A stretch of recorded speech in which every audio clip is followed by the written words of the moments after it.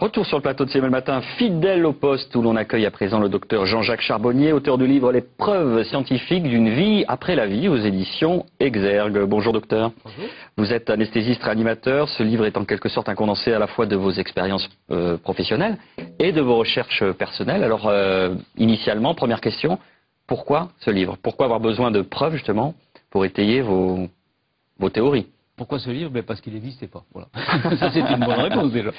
Les preuves scientifiques sont là. On a maintenant des preuves scientifiques médicales. La médecine est une science. Et on a la preuve que lorsque le cerveau s'arrête de fonctionner, c'est-à-dire la définition actuelle de la mort clinique, eh bien, les gens étaient capables d'avoir une perception, une cognition. Ils étaient capables de voir ce qui se passait autour d'eux.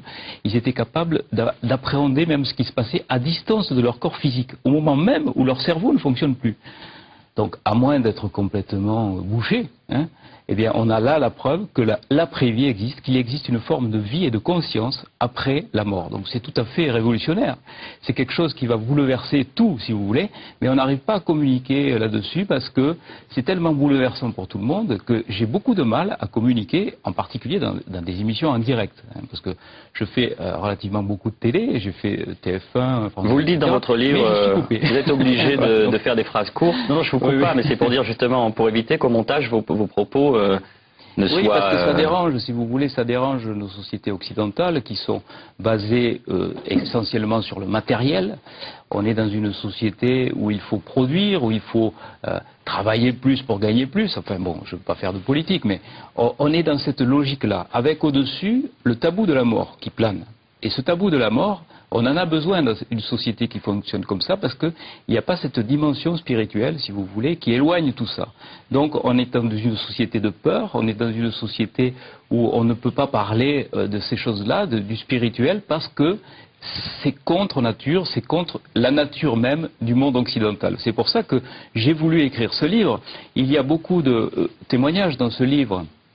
Il y a mon ami Jean Morzel qui a écrit lui aussi un livre qui s'appelle Tout commence après, publié aux éditions CLC, qui lui donc a vécu une expérience pendant une période de coma, pendant une anesthésie en particulier. Il est sorti de son corps, il a pu traverser les murs, il a pu décrire une plaque qui était située sous la table d'opération, et tout ceci a pu être vérifié.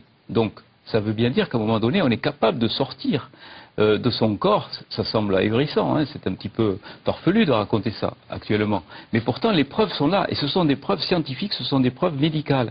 Les gens, donc, avec une activité cérébrale nulle, sont capables d'avoir une perception. Et ça, bon, c'est... La question qu'on peut se poser, donc c'est ce qu'on appelle une expérience de mort imminente, la Near Death Experience en anglais, c'est cela? Oui. La question qu'on peut se poser, c'est, dans les témoignages, ils sont relativement concordants. Alors, est-ce que c'est parce qu'il y a ce socle commun de culture qui dit, même si on a perdu de la spiritualité, on baigne quand même en France dans la culture judéo-chrétienne. Donc, ce qu'on appelle ce tunnel, cette lumière blanche, tout ça, on peut l'expliquer aussi par ce socle commun. Je me fais l'avocat des rationalistes, justement.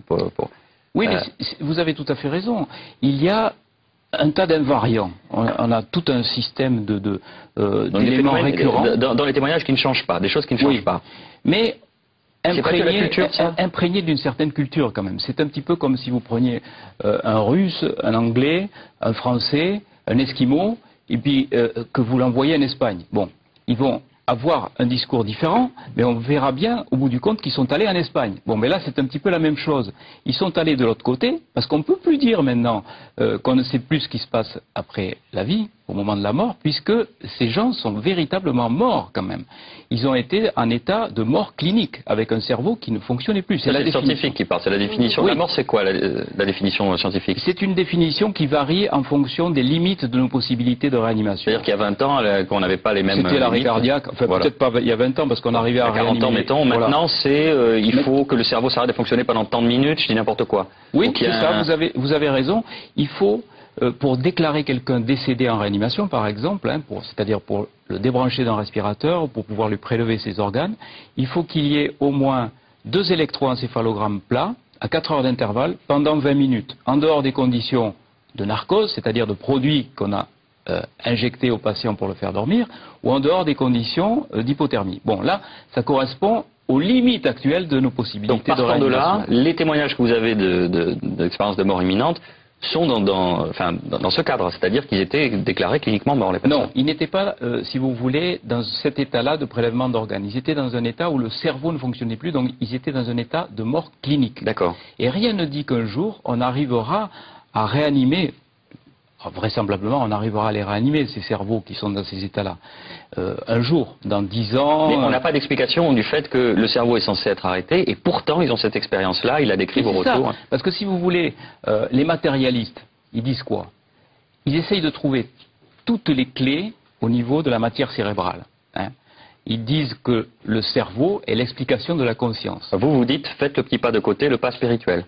Non, moi je dis, le cerveau ne fonctionnant plus, on est capable d'avoir une conscience, et ô combien plus performante, puisque les gens disent pouvoir voir à 360 degrés, se déplacer dans l'espace, aller voir ce qui se passe dans une pièce à côté. Et tout ça, si vous voulez, c'est scientifique parce que ça a été édité par des revues à comité de lecture comme The Lancet ou comme Nature. Oui, qui sont les revues les plus prestigieuses. C'est les revues les plus prestigieuses, c'est pas des revues ésotériques, mais avec ces résultats-là, on est incapable de franchir le pas pour dire aux gens, oui, il existe bien une forme de conscience lorsque le cerveau s'arrête, lorsque nous sommes en état de mort clinique. Et c'est quand même surprenant qu'on n'arrive pas à passer ce message-là. Pourquoi? Dans les cas que vous évoquez, la mort clinique, elle a eu quelle durée? Ça a duré combien de temps? Pendant combien de temps est-ce que le patient a été Alors, il y a des états comateux qui ont duré des mois. Et vous avez des gens qui ont eu des expériences. Il y a eu le cas, par exemple, de cette femme qui a été opérée du cerveau. On a interrompu sa circulation cérébrale. On l'a opéré d'un anévrisme cérébral. On a fait baisser sa température corporelle très très bas. Son cerveau à 15,5 degrés. Ouais. Et plus d'activité électrique au niveau du cerveau, mesurable par le potentiel évoqué auditif ou l'électroencéphalogramme.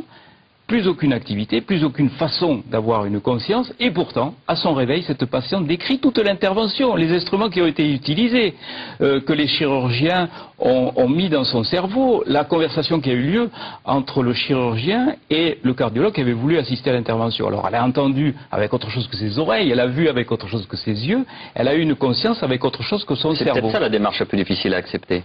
Mais vous oui, êtes en train de, entre les lignes, voilà. Ça veut dire une forme de télépathie, une forme de communication sensorielle différente. Il suffit d'accepter ce principe, qui est évident maintenant qu'on a tous ces éléments-là, que la conscience n'est pas le fruit du cerveau, que la conscience n'est pas sécrétée par le cerveau, comme le foie sécrète la bile, tout simplement.